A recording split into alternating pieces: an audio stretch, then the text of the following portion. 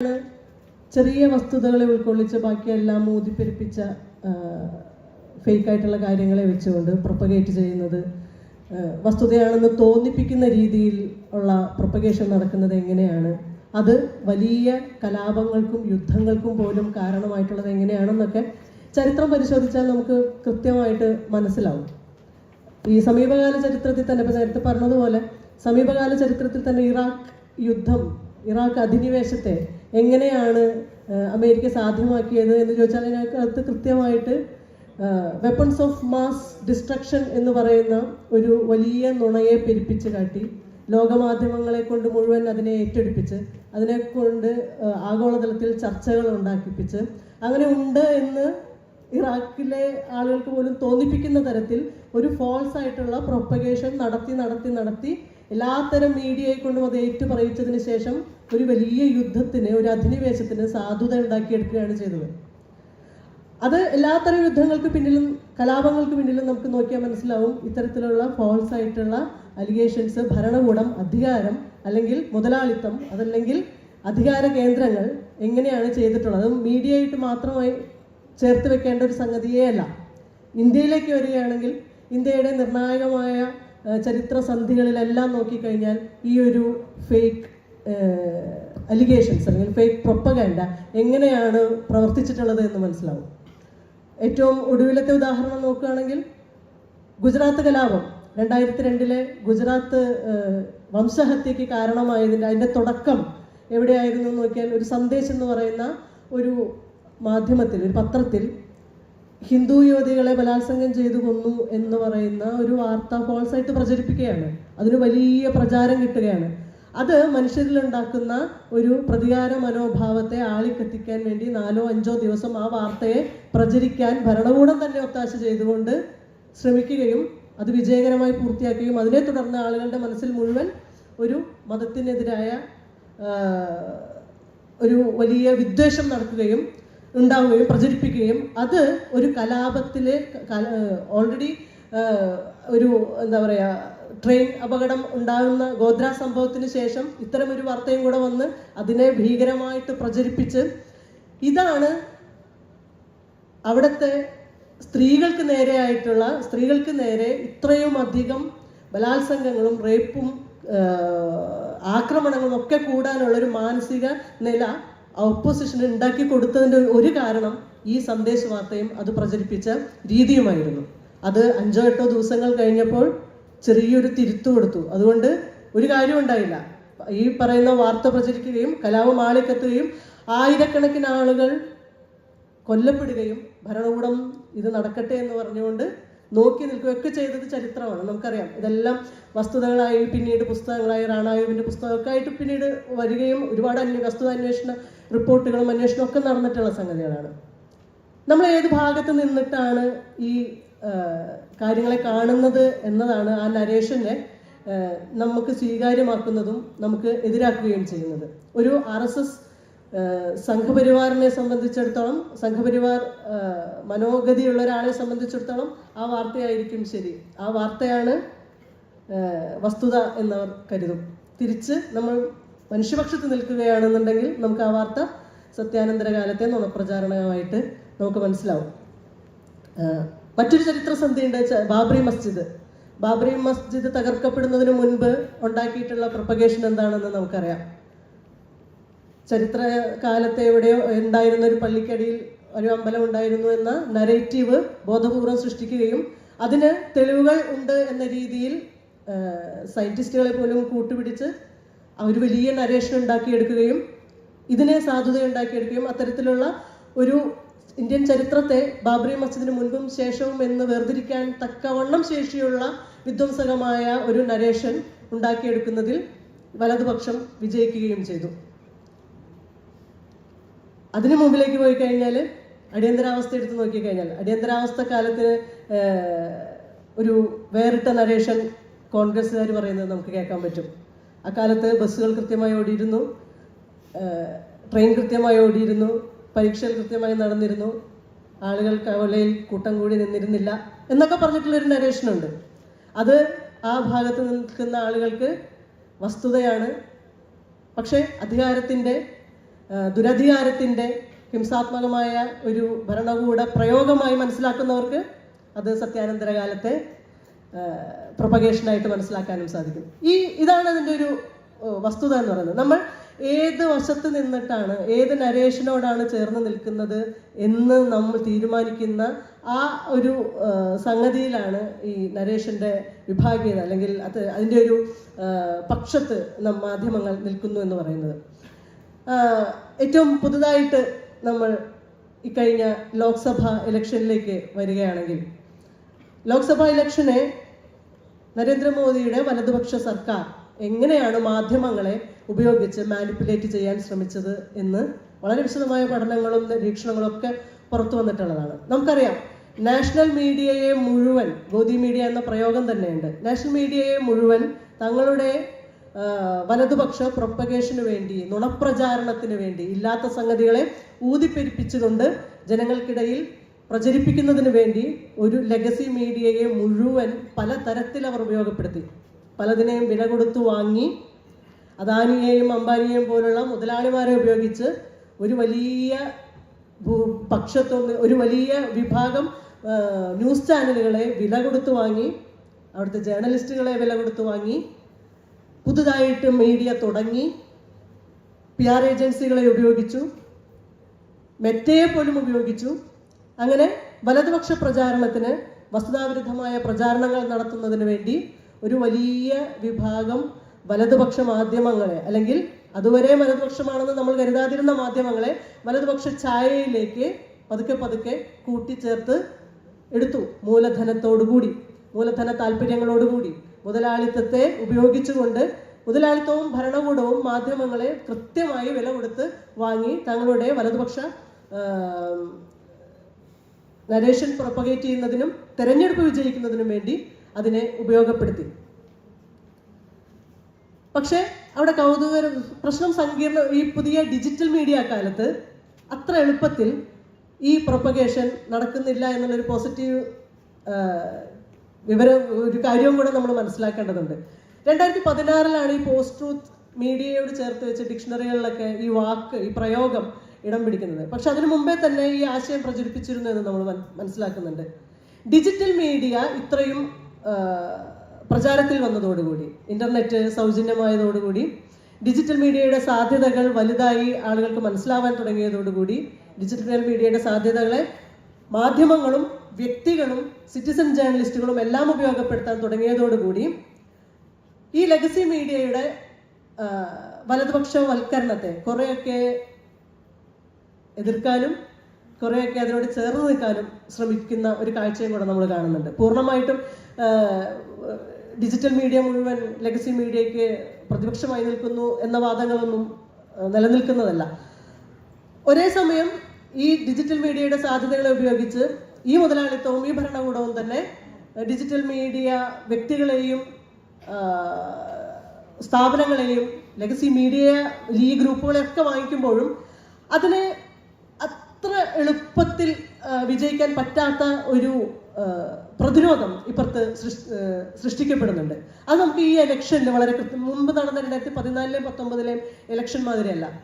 2024 election വന്നപ്പോൾ ഈ ഒരു പ്രതിപക്ഷ ശക്തിയായിട്ട് മാറിയതിൻ്റെ ഒരു കാരണം ഈ ഡിജിറ്റൽ ഇതിനെ എതിർത്തുകൊണ്ട്, വസ്തുതകളെ തുറന്നു കാണിച്ചുകൊണ്ട് ഇപ്പുറത്ത് നിന്നിരുന്ന ചില ഒറ്റയാൾ പട്ടാളങ്ങൾ, ചില ഡിജിറ്റൽ മീഡിയ ഉപയോഗിച്ച് നടത്തിയ പ്രതിപക്ഷ മുന്നേറ്റങ്ങളൊക്കെ നമ്മൾ കണ്ടിട്ടുണ്ട്. ധ്രുവ് റാട്ടിയെ പോലെ, യോഗേന്ദ്ര യാദവിനെ പോലെയുള്ള ആളുകൾ, പാരലൽ മീഡിയ, പ്രിന്റിനെ പോലെയും വയറിനെ പോലെയുള്ള മാധ്യമങ്ങൾ, പാരലൽ മീഡിയ ഡിജിറ്റലിനെ ഉപയോഗിച്ച് നടത്തിയിട്ടുള്ള വസ്തുതകളെ തുറന്നു കാണിക്കാൻ വേണ്ടി ഉപയോഗിച്ചിട്ടുള്ള സ്വന്തം നിലയ്ക്ക് അതിനെ ഒരുപക്ഷെ ഈ പറയുന്ന മൂലധന ശക്തിയോ മൂലധന ശേഷിയോ ഇല്ലാത്ത മാധ്യമങ്ങളാണ് ഈ പറയുന്നതെല്ലാം. പക്ഷെ എന്നിട്ടും ഇതിൻ്റെ ഈ ഡിജിറ്റൽ മീഡിയയുടെ ഒരു പ്രോഗ്രഷൻ, അല്ലെങ്കിൽ ഡിജിറ്റൽ മീഡിയയുടെ ഒരു ഈ വ്യവസ്ഥയിലും അതിനെ പിടിച്ചു നിൽക്കാൻ അതിനും ഒരു ഇടമുണ്ട് എന്ന് തെളിയിക്കുന്ന ഒരു ഇലക്ഷനും കൂടിയായിരുന്നു. ഉറപ്പായിട്ടും തോറ്റുപോയി പ്രതിപക്ഷമെങ്കിലും ജയിച്ചതിന് തുല്യമായ ഒരു തോൽവിയായിരുന്നു ഇത്തവണത്തെ ഇലക്ഷനിൽ നമ്മൾ കണ്ടത്.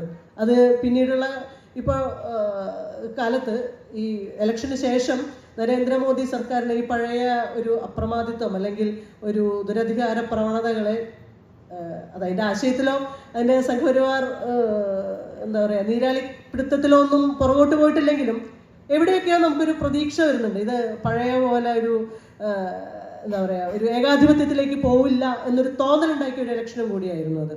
അതിനൊരു കാരണം ഇത്തരത്തിലുള്ള ഒരു പ്രതിപക്ഷ ശക്തികൾ കൂട്ടമായോ ഒക്കെ ഇപ്പുറത്ത് ഒരു പ്രതിപക്ഷ സ്വരമായിട്ട് നിൽക്കുന്നതിൽ വിജയിച്ചു എന്നുള്ളത് കൊണ്ടും കൂടിയിട്ടാണ്. പിന്നീട്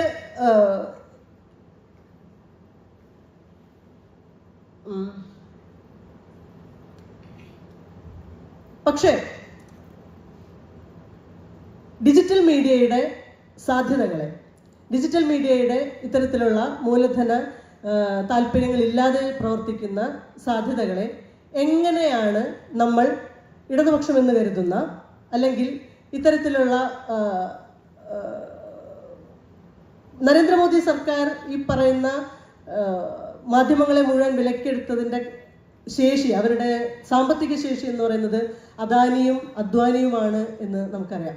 നമ്മൾ കേരളത്തിൽ ഇരുന്നു കൊണ്ട് അദാനിയുടെയും അദ്വാനിയുടെയും ഒക്കെ അംബാനിയുടെയും ഒക്കെ ഈ മൂലധന താല്പര്യം എങ്ങനെയാണ് ഭരണകൂടത്തോട് ചേർന്ന് നിന്നുകൊണ്ട് മാധ്യമങ്ങളെയും നമ്മുടെ മറ്റെല്ലാ സംഗതികളെയും വിലക്കെടുക്കുന്നതെന്ന് പറയുന്നതിൽ നമുക്കൊരു ബുദ്ധിമുട്ടുമില്ല, വിഷമമില്ല. നമുക്കതിൻ്റെ രാഷ്ട്രീയം കൃത്യമായിട്ട് മനസ്സിലാവുന്നുണ്ട്. പക്ഷേ തിരിച്ച് കേരളത്തിലേക്ക് വരുമ്പോൾ നമ്മൾ ആ കൂട്ടുകെട്ടിനെ ബോധപൂർവം മനസ്സിലാക്കാതെ പോകുന്നു എന്നുള്ളതാണ് കേരളത്തിലെ ഒരു പ്രത്യേകത.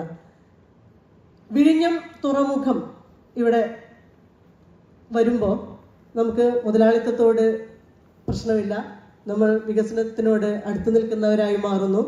മുതലാളിത്തം ഭരണകൂടവുമായി സന്ധി ചെയ്യുന്നു എന്ന കേന്ദ്രത്തിൽ നമ്മൾ ഉന്നയിക്കുന്ന പോസ്റ്റ് ട്രൂത്ത് നരേഷനെ നമ്മൾ ബോധപൂർവം മറന്നു പോകുന്നു. നമ്മളിവിടെ ആരുടെ വർഗ താല്പര്യത്തിനൊപ്പമാണ് നിൽക്കുന്നത് എന്ന് ചോദിക്കുമ്പോൾ അവിടെ ആ സമയത്ത് നമുക്ക് ഇവിടുത്തെ മാധ്യമങ്ങളും നമ്മുടെ ശത്രുക്കളായി മാറുന്നു. നമുക്കിവിടെ ആ മാധ്യമങ്ങൾ വലതുപക്ഷമല്ല, ആ മാധ്യമങ്ങൾ വികസനത്തിന് അനുകൂലമായി നിൽക്കുന്ന തൊഴിലാളി വിരുദ്ധമായി പ്രവർത്തിക്കുന്ന അദാനിയോട് നമുക്ക് ഒരു ബുദ്ധിമുട്ടും ഇല്ലാത്ത രീതിയിലേക്ക് വേറൊരു തരം നരേഷൻ കേരളത്തിലെത്തുമ്പോൾ സൃഷ്ടിക്കപ്പെടുന്നു. ഇത് പോസ്റ്റ് ട്രൂത്ത് നരേഷൻ ആണോ എന്ന് ചോദിച്ചാൽ നമുക്ക് ആകെ കൺഫ്യൂഷനായി. ഈ ഒരു വൈരുദ്ധ്യം നമുക്ക് നമ്മുടെ ഉള്ളിൽ നിലനിൽക്കുന്നുണ്ട്. അതിനെങ്ങനെ നേരിടും എന്നുള്ളതാണ് കേരളത്തിൽ ഇപ്പോൾ നമ്മൾ അഭിമുഖീകരിക്കുന്ന ഒരു പ്രശ്നം എന്ന് എനിക്ക് തോന്നുന്നു. ഞാൻ നേരത്തെ ആദ്യം പറഞ്ഞതുപോലെ ആരുടെ പക്ഷത്ത് നിന്നുകൊണ്ടാണ് നമ്മളൊരു നരേഷനെ കാണേണ്ടത് എന്നുള്ളതാണ്. വിഴിഞ്ഞത്ത് നമ്മൾ അവിടെ ജോലി നഷ്ടപ്പെട്ട, തൊഴിൽ നഷ്ടപ്പെട്ട, ഇന്നലെയും കഴിഞ്ഞ ദിവസം മുതലപ്പുഴയിൽ വീണ്ടും അപകടം ഉണ്ടായി, 100ഓളം പേർ മരിച്ചു എന്നുള്ള വാർത്തകൾ വന്നുകൊണ്ടിരിക്കുന്നു. നിരന്തരം ഈ പോർട്ട് വന്നതുകൊണ്ടുള്ള അപകടമാണ്. അവിടെ ജോലി ചെയ്തിരുന്ന ആളുകളുടെ ജോലി നഷ്ടപ്പെട്ടു, അവർക്ക് അവരുടെ തൊഴിലിടം നഷ്ടപ്പെട്ടു, അവരുടെ വാസസ്ഥലം നഷ്ടപ്പെട്ടു. പക്ഷെ നമ്മളപ്പോൾ വികസനമാണ് കേരളത്തിന് ഏറ്റവും കൂടുതൽ വേണ്ടത് എന്നുള്ള ഒരു ഫോൾസ് പ്രൊപ്പഗേഷൻ്റെ കൂടെയാണ് നമ്മുടെ കേരളത്തിലെ ഭരണകൂടം നിലനിൽക്കുന്നത്. ഇതിൻ്റെ ഒരു വൈരുദ്ധ്യം നമുക്ക് കാണാതെ പോകാൻ പറ്റില്ല. എങ്ങനെയാണോ കേന്ദ്രത്തിൽ പ്രൊസ്റ്റിറ്റ്യൂട്ട് എന്ന ഒരു പോസ്റ്റ് ട്രൂത്ത് നരേഷൻ നരേന്ദ്രമോദി സർക്കാർ ഉണ്ടാക്കിയെടുത്തത്, അതിന് ബദലായി നമ്മളിവിടെ മാപ്ര എന്ന് പറയുന്ന ഒരു നരേഷൻ കേരളത്തിൽ ഉണ്ടാക്കിയെടുത്തിട്ടുണ്ട്. പ്രൊസ്റ്റിറ്റ്യൂട്ടിനെ നമുക്ക് അതിൻ്റെ രാഷ്ട്രീയ കൃത്യതയോടുകൂടി എന്തുകൊണ്ട് അത് ഉണ്ടാക്കിയെടുത്തു എന്നും എങ്ങനെയാണ് ഒരു മാധ്യമ എന്ന് പറയുന്ന ആശയത്തെ മുഴുവൻ പ്രതിസ്ഥാനത്ത് നിർത്തിക്കൊണ്ട് തങ്ങൾക്കെതിരെ സംസാരിക്കുന്നവരെ മുഴുവൻ വരുതിയിലാക്കാൻ കേന്ദ്രം അല്ലെങ്കിൽ വലതുപക്ഷ സർക്കാർ ശ്രമിക്കുന്നത് എന്ന് നമുക്ക് വളരെ കൃത്യമായിട്ട് മനസ്സിലാവും. പക്ഷേ കേരളത്തിലേക്ക് വരുമ്പോൾ എങ്ങനെയാണ് മാധ്യമം എന്ന ആശയത്തിൻ്റെ ക്രെഡിബിലിറ്റിയെ നശിപ്പിക്കാൻ ഈ മാപ്ര നരേഷന് സാധിക്കുന്നത് എന്ന കാര്യം നമുക്ക് ബോധപൂർവം നമുക്ക് മനസ്സിലാവാതെ പോകും.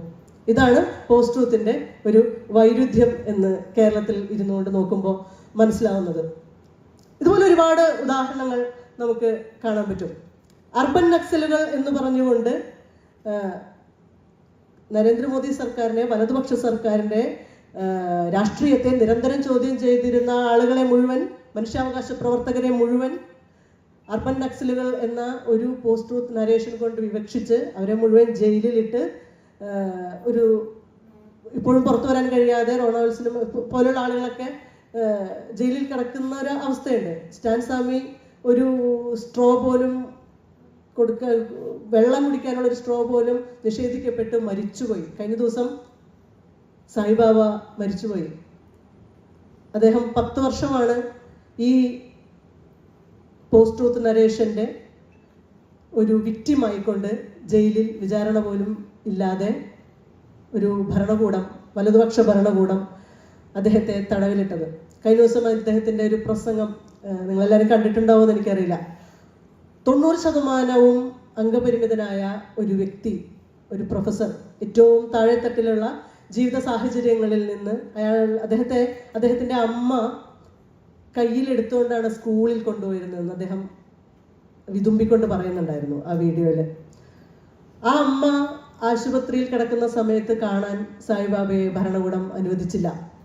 ആ അമ്മ മരിച്ചു കഴിഞ്ഞപ്പോൾ കാണാൻ സായിബാബയെ ഭരണകൂടം അനുവദിച്ചില്ല. ആ അമ്മയുടെ മരണാനന്തര ചടങ്ങുകൾക്ക് പോകാനും സായിബാബയെ അനുവദിച്ചില്ല. അത് പറയുമ്പോൾ അദ്ദേഹം വല്ലാതെ ഇമോഷണൽ ആവുന്നുണ്ടായിരുന്നു.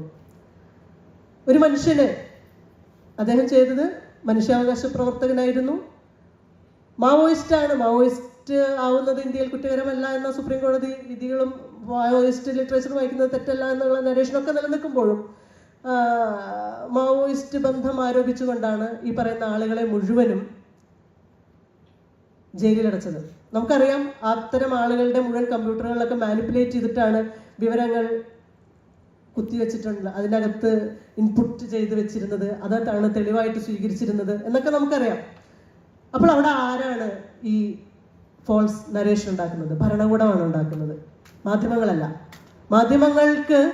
മാധ്യമങ്ങൾക്ക് മാത്രമായി ഒരു വലതുപക്ഷ ഒരു സമൂഹം അതിൻ്റെ വലതുപക്ഷ ആശയങ്ങൾക്ക് മേൽക്കൈ കിട്ടുന്ന സമയത്ത് മാധ്യമങ്ങൾക്ക് മാത്രമായി മറ്റൊരു നരേഷൻ സൃഷ്ടിക്കുക സാധ്യമല്ല. വലതുപക്ഷ ഭരണകൂടങ്ങൾക്ക് എപ്പോഴും ഒരു ശത്രുവിനെ ഉണ്ടാക്കിയേ തീരൂ. ആ ശത്രു അർബൻ നക്സലൈറ്റുകളാണ്, പ്രൊസ്റ്റിറ്റ്യൂട്ടുകളാണ്, ചോദ്യങ്ങൾ ചോദിക്കുന്നവരാണ്. ആ ഒരു നെക്സസ് ഉണ്ട്. മുതലാളിത്തവും ഭരണകൂടവും തമ്മിലുള്ള വലതുപക്ഷ നെക്സസിന്റെ ശത്രുപക്ഷത്ത് നിൽക്കുകയാണ് മാധ്യമങ്ങളെ അങ്ങനെ വിലക്കെടുത്തുകൊണ്ടോ അല്ലെങ്കിൽ ശത്രുപക്ഷത്ത് നിർത്തിക്കൊണ്ടോ മാത്രമേ ഇത്തരത്തിലുള്ള ഭരണകൂട നരേഷനുകൾക്ക് വലിയ രീതിയിലുള്ള പ്രചാരവും സാധുതയും കിട്ടുകയുള്ളൂ. അതുകൊണ്ട് തന്നെ സ്ഥിരമായിക്കൊണ്ട് ഇത്തരത്തിലുള്ള ശത്രുക്കളെ ഭരണകൂടം എല്ലാ കാലത്തും നിർമ്മിച്ചുകൊണ്ടേയിരിക്കും. അതിൻ്റെ ഒരു ചെറിയ പതിപ്പ് നമുക്കിപ്പോൾ കേരളത്തിലും കാണാം എന്നുള്ളതാണ് അതിൻ്റെ ഒരു വൈരുദ്ധ്യമായിട്ട് എനിക്ക് തോന്നുന്നത്. കാരണം നമ്മൾ വലതുപക്ഷ നരേഷനുകളോട് എതിർപ്പില്ലാത്ത, അല്ലെങ്കിൽ വലതുപക്ഷം ഉണ്ടാക്കിയെടുത്തിട്ടുള്ള ഒരു വലിയ നരേറ്റീവിൻ്റെ ഒരു പുസ്തകത്തിലെ പോയിന്റുകളെല്ലാം എടുത്ത് നമ്മളിവിടെ പ്രയോഗിക്കാൻ തുടങ്ങിയിരിക്കുകയാണ്. വിധേയത്വം ആവശ്യപ്പെടുന്ന ഒരു മാധ്യമങ്ങളെ പ്രതീക്ഷിക്കുകയാണ് എല്ലാത്തരം ഭരണകൂടങ്ങളും ചെയ്ത്. വിധേയത്വം അല്ലെങ്കിൽ ചോദ്യങ്ങളില്ലാതിരിക്കുക, പറയുന്നതെല്ലാം ശരിയാണ് എന്ന് സ്ഥാപിക്കുന്ന, അല്ലെങ്കിൽ ഞങ്ങളുടെ വികസന പ്രവർത്തനങ്ങളെ മുഴുവൻ നിങ്ങൾ എന്തുകൊണ്ട് കാണുന്നില്ല എന്ന് ചോദിക്കുന്ന ഭരണകൂടങ്ങൾ എന്ത് തരം ജനാധിപത്യത്തെയാണ് പ്രസരിപ്പിക്കുന്നത് എന്ന് മനസ്സിലാവുന്നില്ല. അതായത് നിങ്ങൾ ജനാധിപത്യം എന്ന് പറയുകയും വിധേയത്വം ആവശ്യപ്പെടുകയും ചെയ്യുമ്പോൾ അത് അത്തരമൊരു നരേഷനും കൂടെ സൃഷ്ടിച്ചെടുക്കുക. നിങ്ങൾ പറയുന്നത് മുഴുവൻ ഭരണകൂട വിരുദ്ധതയാണ്, ദേശവിരുദ്ധതയാണ് എന്ന് നരേന്ദ്രമോദി സർക്കാർ പറയുമ്പോൾ നമുക്കത് വളരെ കൃത്യമായി അതിൻ്റെ രാഷ്ട്രീയം മനസ്സിലാവുകയും മാധ്യമങ്ങൾ ഇവിടെ എല്ലാം ചെയ്യുന്നത് ഇടതുവിരുദ്ധമാണ് എന്ന് പറയുമ്പോൾ നമ്മൾ കൺഫ്യൂസ്ഡ് ആവുകയും ചെയ്യുന്നു. ഇത് കേരളത്തിൻ്റെ ഒരു ചരിത്രപരമായ ഒരു പ്രത്യേകത കൂടിയാണെന്ന് തോന്നുന്നു. കാരണം കേരളത്തിൻ്റെത് ഇടതുപക്ഷമാണ് എന്ന് തെറ്റിദ്ധരിച്ചിരിക്കുന്ന വലതുപക്ഷ സമൂഹം തന്നെയാണ്. കേരളത്തിൻ്റെ ചരിത്രം മുഴുവൻ പരിശോധിച്ചാൽ നമുക്ക് മനസ്സിലാവും, നമ്മൾ ഇടതുപക്ഷ ആശയങ്ങളിൽ അഭിരമിക്കുന്നു എന്ന് കരുതുന്ന വലതുപക്ഷത്തെ ഉൾവഹിക്കുന്ന ഒരു സമൂഹമാണ്.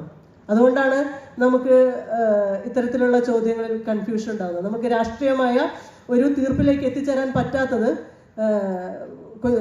വിഴിഞ്ഞത്ത് വരുന്നത് ഒരു വികസന പദ്ധതിയാണെന്നും അവിടുത്തെ മത്സ്യത്തൊഴിലാളികളോടല്ല നമുക്ക് ആഭിമുഖ്യം തോന്നുന്നത് എന്നുള്ളത് ഈ ഒരു കൺഫ്യൂഷൻ്റെ പുറത്ത് സംഭവിക്കുന്ന ഒരു കാര്യമായിട്ട് തോന്നുന്നു.